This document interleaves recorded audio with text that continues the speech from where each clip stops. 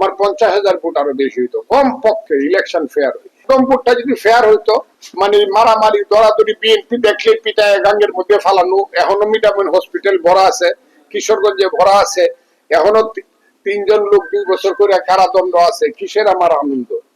কথাটা বুঝছেন না? আমার 50,000 ভোট আরো বেশি হইতো, কম পক্ষে ইলেকশন ফেয়ার হইতো। এই কারণে আমার মনটা খুব, যে আপনারা বলতেছেন খুশি, বেশি ভোট পাইছে, এটা বেশি ভোট না। ভবিষ্যৎ হোক নিরাপদ, বিনিয়োগ হোক বিশ্বস্ত, আর আমার পছন্দ সল্ট বে। ওয়েলকাম টু সল্ট বে।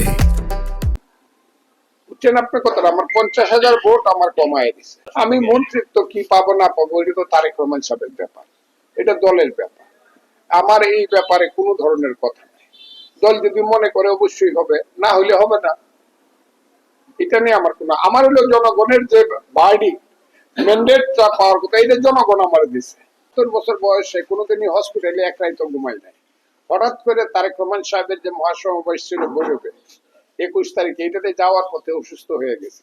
এরপরে এখন পর্যন্ত সুস্থ আছে আল্লাহর রহমতে, এবং এই সুস্থতাটা থাকবে, কারণ আমার হার্ট, লিভার টিভার যা আছে সব ক্লিয়ার। শুধু তারা বলতে চাইছে যে আমার একটু শ্বাসকষ্ট হয়েছে।